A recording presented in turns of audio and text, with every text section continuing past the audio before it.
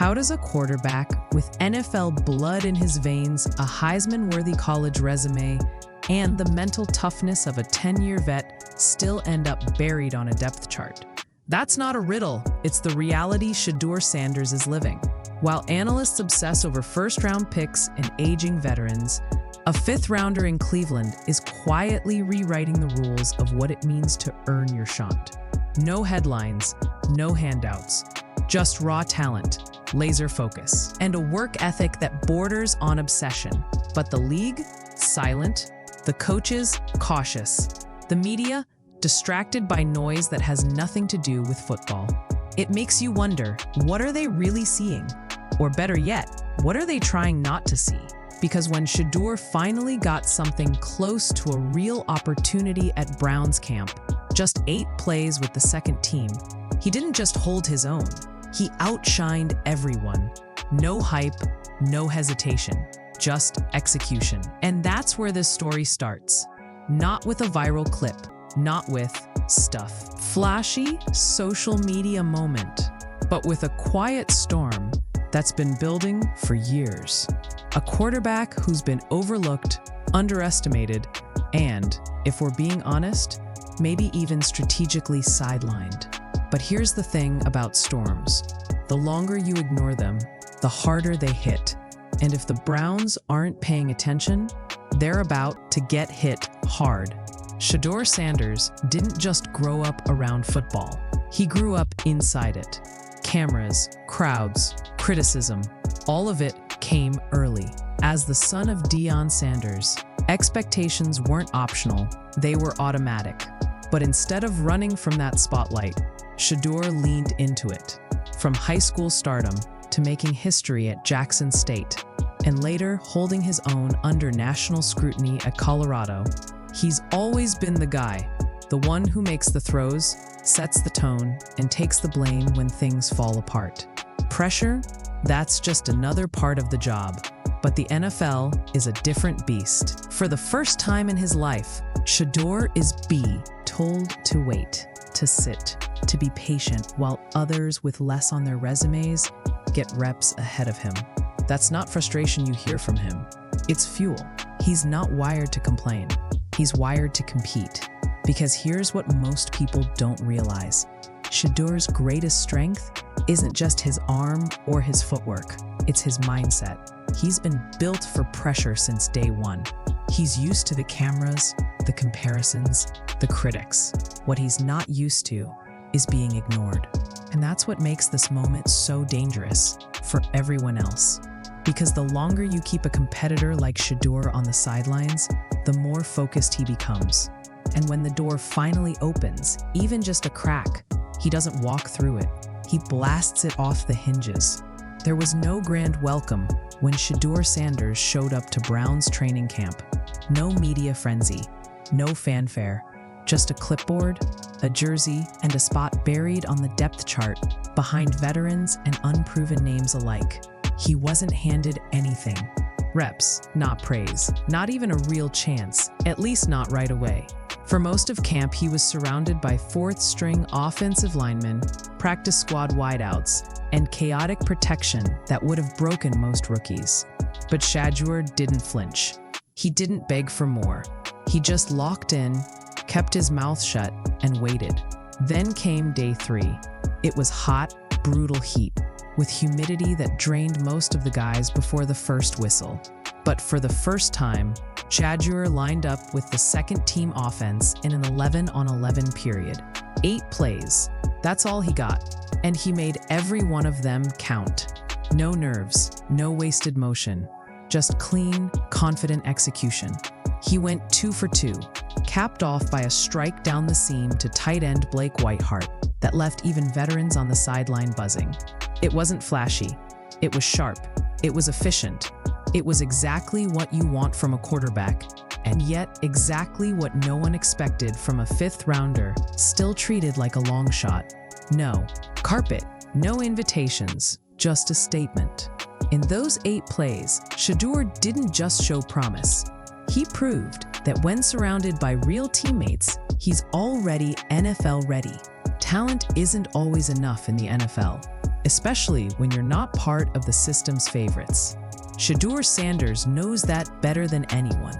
While other rookies with weaker resumes are handed reps and media attention, he's stuck running scout team drills and fighting for scraps. Joe Flacco, well past his prime, is still getting first-team snaps.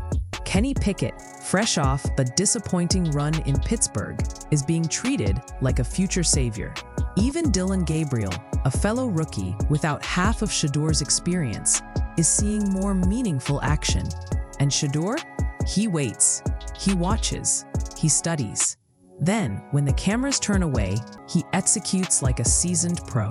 But still, no bump up the ladder, no acknowledgement from the coaching staff. It's not just about proving he can play anymore. It's about breaking through the politics, the bias, and the quiet resistance that exists around him. This isn't about ego. It's about earning respect in a room that seems reluctant to give it. Because when you're a fifth-round pick with a famous last name, people assume you're all hype. They don't see the hours of film study. They don't see the extra reps. They don't see the grind. What they do see, when they finally look, is a quarterback who makes everyone around him better. But for some reason, Shaduer's still being treated like a guest instead of a threat. And that's what makes this battle so dangerous. Because the longer they delay, the more undeniable he becomes. 2 speeding tickets. That's all it took to shift the narrative. Not his film, not his performance, not his leadership. Just 2 traffic stops. 91 miles per hour in Brunswick, 101 in Strongsville. And suddenly, Shaduer Sanders wasn't a promising rookie anymore. He was a problem, a headline, a cautionary tale.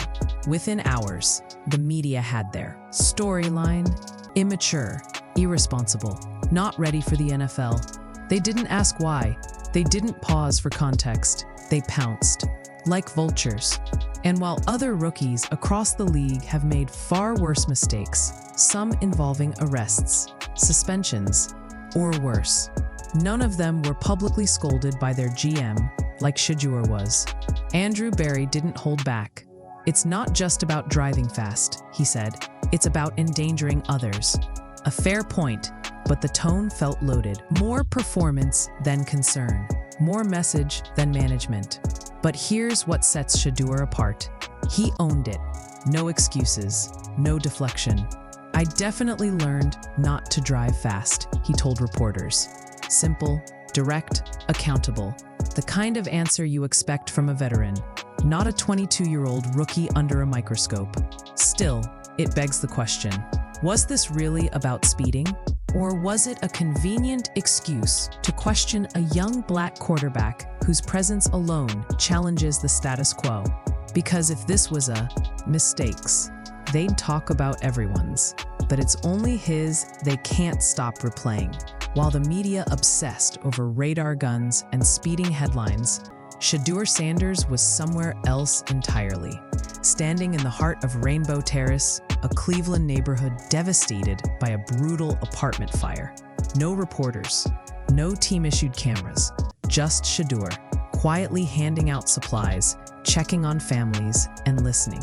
Not performing, not promoting, just being present. This wasn't a PR move. It wasn't something his agent set up to clean up bad press. It was instinct. When he heard what happened, he said one thing: "Let's go."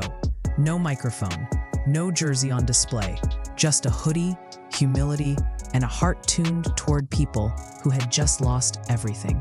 But you didn't hear about that on ESPN. You didn't see it trending on social media. Why?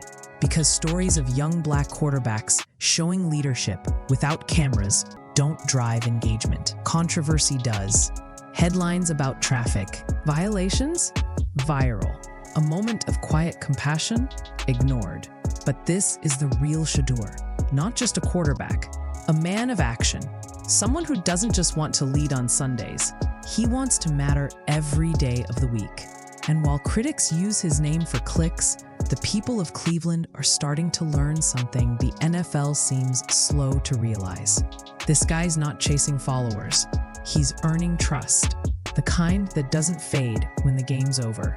While the cameras pan to the flashy throws and the fan favorite vets, Shaduer Sanders is busy doing something far more dangerous. He's studying. Quietly, obsessively, meticulously. Every rep he doesn't get on the field, he makes up for mentally. He's charting plays from the sideline, writing down the full playbook by hand at night, watching film before practice, after practice, on his iPad, in the locker room, in the hotel room, even using virtual reality to simulate reps he's not being given. That's not fighting for a job. Surgical preparation for one that hasn't been offered yet. But don't mistake his silence for passivity. This isn't a rookie waiting around for permission. This is a quarterback already preparing like the starter, even if no one's called his name yet. While others waste time debating depth charts, Shedeur is memorizing protections, mastering cadence, timing snap counts down to milliseconds. And here's what really sets him apart. He's not just building chemistry with the starters. He's connecting with the whole locker room, talking ball with defensive backs, cracking jokes with linemen, bonding with rookies outside the facility. He's building trust where it matters most. That's not hype, that's leadership. And the Browns might not see it on the stat sheet yet, but the locker room, they're already following him, whether the coaches realize it or not. 3 days into camp, and the silence is starting to feel loud. Shaduer Sanders puts in the work, shows maturity beyond high, outshines his peers in limited snaps, and yet not a word from head coach Kevin Stefanski. No public acknowledgement, no first-team reps, nothing. Even more confusing, quarterbacks coach Bill Musgrave has known the Sanders family for decades. He played with Dion in San Francisco. If anyone should be vouching for Shedeur, it's him. But instead of backing the rookie, the staff keeps towing the political line. What are they afraid of? That giving Shedeur a real chance might disrupt the pecking order? That it might make their veteran decisions look shaky? Because at this point, it's not about readiness, it's about recognition. And every time they pass him over, it feels less like coaching and more like calculated avoidance. It would be easy to label him as just Dion's son, but Shaduer Sanders isn't leaning on that legacy. He's stepping out from under it. In Colorado, his support system was just down the hall. Now he's on his own in Cleveland, managing housing, prepping meals, running high. NFL schedule solo. No family, no shortcuts. And he's thriving. He's talking to vets like Denzel Ward, soaking up game from guys who've done it at the highest level, and showing a level of maturity you don't expect from a 22-year-old rookie. He's not demanding attention, he's earning trust. And in a league full of egos and entitlement, that humility is rare. He's not just becoming a better player, he's becoming his own man. Because when the time comes, and it will, Shedeur doesn't want to be known as Dion's kid. He wants to be known as Cleveland's quarterback. Shaduer Sanders has done everything right. He's shown poise, preparation, leadership, and production. Even when the odds were stacked against him, he's handled media pressure, internal politics, and limited opportunities with maturity that rivals most NFL veterans. So at some point, the question flips. How long can the Browns keep pretending this guy isn't ready? This isn't about potential anymore. It's about proof. And Shaduer keeps delivering it, quietly, consistently, without shortcuts. Every snap, every study session, every throw is a reminder. He's not just next up, he might already be the one. So while the front office hesitates and the media misdirects, the field keeps telling the truth. And if the Browns don't act soon, they'll realize too late. The guy they've been overlooking is the one who's already earned the locker room, and maybe even the franchise.